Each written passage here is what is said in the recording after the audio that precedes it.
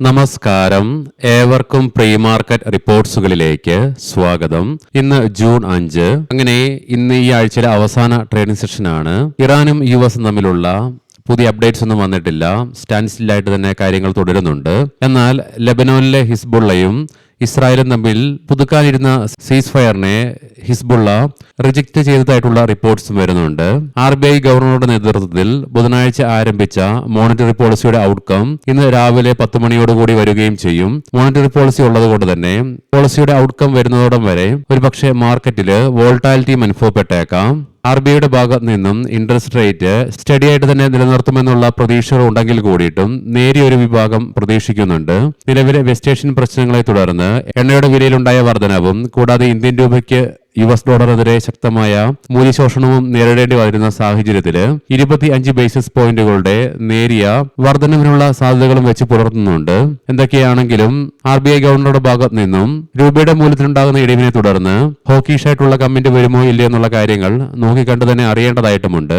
ഇനി ഇന്നത്തെ നമ്മുടെ മാർക്കറ്റിലേക്ക് സ്പെസിഫിക് ആയിട്ട് വന്നു കഴിയുമ്പോൾ അനലിസ്റ്റുകളുടെയും എക്സ്പേർട്ടുകളുടെയൊക്കെ അഭിപ്രായങ്ങൾ പ്രകാരം ഇനി നിഫ്റ്റിക്ക് ഒരു മുന്നോട്ടൊരു പ്രയാണം സാധ്യമാകണമെങ്കിൽ 23,150 എന്ന ലെവലിന് മുകളിലായിട്ട് നിലനിൽക്കേണ്ടതായിട്ടുണ്ട്. അങ്ങനെ നിലനിൽക്കുകയാണെങ്കിൽ 23,700 തുടർന്ന് 23,900 എന്നീ ലെവലുകളിലേക്കുള്ള നിഫ്റ്റിയുടെ പ്രയാണം തള്ളിക്കളയാനാവുകയുമില്ല.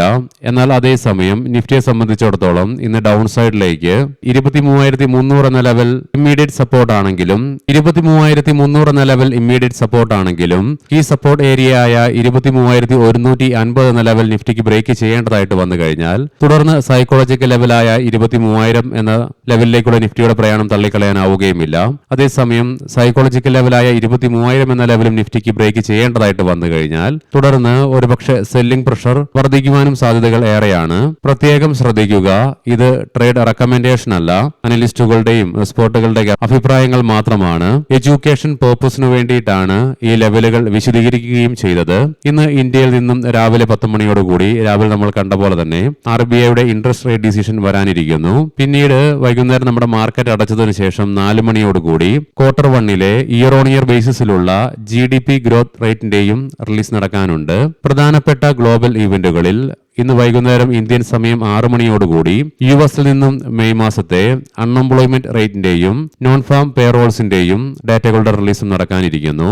ഇന്നലെ ശക്തമായ ഇടിവിന് ശേഷം RBI മോണിറ്ററി പോളിസിയുടെ മുന്നോടിയായിട്ട് ഇന്ത്യൻ മാർക്കറ്റിന് ശക്തമായ തിരിച്ചുവരവ് നടത്തിക്കൊണ്ട് ഫ്ലാറ്റായിട്ട് ട്രേഡിംഗ് അവസാനിപ്പിക്കുവാൻ സാധിച്ചെങ്കിലും കൂടാതെ ഇന്ത്യൻ ഗവൺമെന്റിന്റെ ഭാഗത്ത് നിന്നും വിദേശ നിക്ഷേപകരുടെ ചില നിക്ഷേപങ്ങളുടെ മുകളിൽ ടാക്സ് ഇളവുകൾ നൽകിയേക്കാമെന്നുള്ള സൂചനകൾ വന്നെങ്കിൽ കൂടിയിട്ടും വിദേശ ധനകാര്യ സ്ഥാപനങ്ങൾ ഇന്നലെയും ഇന്ത്യൻ ക്യാഷ് മാർക്കറ്റിൽ 4,447.06 കോടി രൂപയ്ക്ക് സെല്ലിംഗ് തുടരുക തന്നെയാണ് ചെയ്തത്. അതേസമയം ആഭ്യന്തര ധനകാര്യ സ്ഥാപനങ്ങൾ 4,360.14 കോടി രൂപയ്ക്ക് ബൈയിങ്ങും തുടർന്നു. ADR സ്റ്റോക്സുകൾ പരിശോധിക്കാം. ആക്സിസ് ബാങ്ക് ADRന് 1.5%, ഡോക്ടർ റെഡ്ഡീസിന് 1.25%, HDFC ബാങ്കിന് 2%, ICIC ബാങ്കിന് 2.25%, ഇൻഫോസിസ് ADRന് 0.25% നേട്ടത്തോടുകൂടി തന്നെ ക്ലോസിംഗും രേഖപ്പെടുത്തുവാനായപ്പോൾ വിപ്രോ ADRന് 2.25% നഷ്ടവും നേരിടേണ്ടതായിട്ടും വന്നു.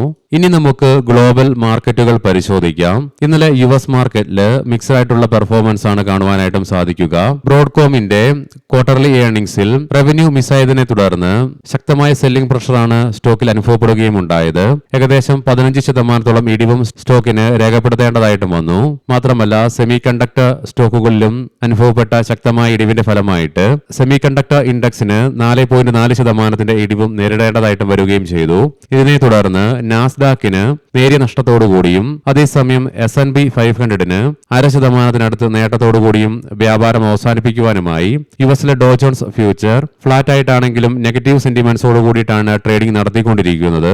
അതേസമയം ഒത്തിരിയേറെ കാലങ്ങൾക്ക് ശേഷം 3 യൂറോപ്യൻ മാർക്കറ്റ്സിലും ഇന്നലെ നേട്ടത്തോടു കൂടി തന്നെ ട്രേഡിംഗ് അവസാനിപ്പിക്കുവാനുമായി, അതായത് UK മാർക്കറ്റിന് 0.5%, ഫ്രാൻസ് മാർക്കറ്റിന് 1.25%, ജർമ്മൻ മാർക്കറ്റിന് 0.5%, നേട്ടം കൈവരിക്കുവാനും സാധിച്ചു.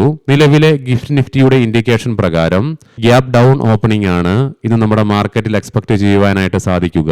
ഏഷ്യൻ മാർക്കറ്റ്സിൽ ജപ്പാൻ മാർക്കറ്റ് 1.5%, കൊറിയൻ മാർക്കറ്റ് 5.25% നഷ്ടത്തിലാണ് ഇന്ന് ട്രേഡിംഗ് ട്രേഡിംഗ് ആരംഭിച്ചിട്ടുള്ളത്. കൊമോഡിറ്റിയിൽ ബ്രെന്റ് ക്രൂഡിന്റെയും ക്രൂഡ് ഓയിലിന്റെയും വില വീണ്ടും നേരിയ തോതിൽ കൂൾ ഓഫ് ആയിക്കൊണ്ട് ബ്രെന്റ് ക്രൂഡിന്റെ വില $95 ക്രൂഡ് ഓയിലിന്റെ വില $92.77 പെർ ബാരൽ എന്ന നിലയിലേക്കും എത്തിച്ചേർന്നപ്പോൾ ഗോൾഡിന്റെ വിലയിലും 0.5% ഇടിവാണ് അനുഭവപ്പെടുന്നത്. $4,460.86 ആയിട്ടാണ് ഗോൾഡിൽ ട്രേഡിംഗ് നടന്നുകൊണ്ടിരിക്കുന്നതും. ഇനി നമുക്ക് നിഫ്റ്റിയുടെ ടെക്നിക്കൽസുകൾ പരിശോധിക്കാം. നിഫ്റ്റിയുടെ PCR 0.96 എന്ന നിലയിലും മാക്സ് പെയിൻ 23,450 എന്ന ലെവലിലുമായിട്ടാണ് നിലകൊള്ളുന്നത്. ഇന്നലെയും നിഫ്റ്റിക്ക് അതിന്റെ എല്ലാ കീ മൂവിംഗ് ആവറേജുകളുടെയും താഴെയായിട്ട് വ്യാപാരം അവസാനിപ്പിച്ച് തുടരേണ്ടതായിട്ടും വന്നു. RSI 41.72 എന്ന ലെവലിലായിട്ടാണ് നിലകൊള്ളുന്നതും. വീക്കിലി ഓപ്ഷൻസ് ഡാറ്റ പ്രകാരം 24,000 എന്ന സ്ട്രൈക്കിലാണ് കോൾ സൈഡിൽ ഏറ്റവും കൂടുതൽ ഓപ്പൺ ഇൻട്രസ്റ്റ് കാണുവാൻ സാധിക്കുന്നതെങ്കിലും 24,200 എന്ന സ്ട്രൈക്കിലാണ് ഏറ്റവും കൂടുതൽ കോൾ റൈറ്റിംഗ് നിലവിൽ കാണുക. അതേസമയം 23,000 എന്ന സ്ട്രൈക്കിലാണ് പുട്ട് സൈഡിലേക്ക് ഏറ്റവും കൂടുതൽ ഓപ്പൺ ഇൻട്രസ്റ്റ് കാണുവാൻ സാധിക്കുന്നതെങ്കിലും 23,150 എന്ന സ്ട്രൈക്കിലായിട്ടാണ് ഏറ്റവും കൂടുതൽ പുട്ട് റൈറ്റിംഗ് നിലവിൽ കാണുന്നതും. ഇനി നമുക്ക് ഇന്നത്തെ പ്രധാനപ്പെട്ട സ്റ്റോക്കിംഗ് ന്യൂസുകൾ പരിശോധിക്കാം. മുൻകൂട്ടി ഓർമ്മിപ്പിച്ചുകൊള്ളട്ടെ, ഇത് ഒരു ബൈ ഓർ സെൽ റെക്കമെൻഡേഷൻ അല്ല. അരബിൻഡോ ഫാർമ മിതമായതോ ഗുരുതരമായതോ ആയ ആർത്തറൈറ്റിസ് ഉള്ള മുതിർന്ന രോഗികൾക്കുള്ള ചികിത്സയ്ക്കായി 5 മില്ലിഗ്രാമും 10 മില്ലിഗ്രാമും ടെഫോസിറ്റ്നീബ് ടാബ്ലറ്റുകൾ നിർമ്മിക്കുന്നതിനും വിപണനം ചെയ്യുന്നതിനുമായിട്ട് US FDA ഭാഗത്ത് നിന്നും കമ്പനിക്ക് അന്തിമ അനുമതി ലഭിച്ചു. CG പവർ ആൻഡ് ഇൻഡസ്ട്രിയൽ മഹാരാഷ്ട്രയിലെ നാസിക്കിൽ കമ്പനി അതിന്റെ extra high voltage switch gear നിർമ്മാണ സൗകര്യം കമ്മീഷൻ ചെയ്തു. HDFC അസറ്റ് മാനേജ്മെന്റ് കമ്പനി നിലവിലുള്ള സാമ്പത്തിക വിപണി സാഹചര്യങ്ങൾ ചൂണ്ടിക്കാട്ടി HDFC മ്യൂച്വൽ ഫണ്ട് അവരുടെ ഗോൾഡ് ETF-ഉം ഗോൾഡ് ETF ഫണ്ട് ഓഫ് ഫണ്ടിലും ലംസം സബ്സ്ക്രിപ്ഷനുകൾ താൽക്കാലികമായിട്ട് നിയന്ത്രിച്ചതായിട്ടുള്ള റിപ്പോർട്ട്സ് വരുന്നുണ്ട്. Avenues AI limited, UAE central bank, കമ്പനിയുടെ അനുബന്ധ സ്ഥാപനമായ അവന്യൂസ് വേൾഡ് എഫിസെറ്റ് LLC റീറ്റെയിലിന് പേയ്മെന്റ് സർവീസിന് തത്വത്തിൽ അംഗീകാരം നൽകി. ഇൻഡിഗോ ചിലവ് കുതിച്ചുയരുന്നതിനാൽ അന്താരാഷ്ട്ര ശൃംഖലയെ വെട്ടിക്കുറച്ചു 6 റൂട്ടുകളിൽ 3 മാസത്തേക്കുള്ള സർവീസുകളാണ് നിർത്തിവെക്കുകയും ചെയ്തത്. Aisha motors customs duty demand order കമ്പനിക്ക് ലഭിച്ചു.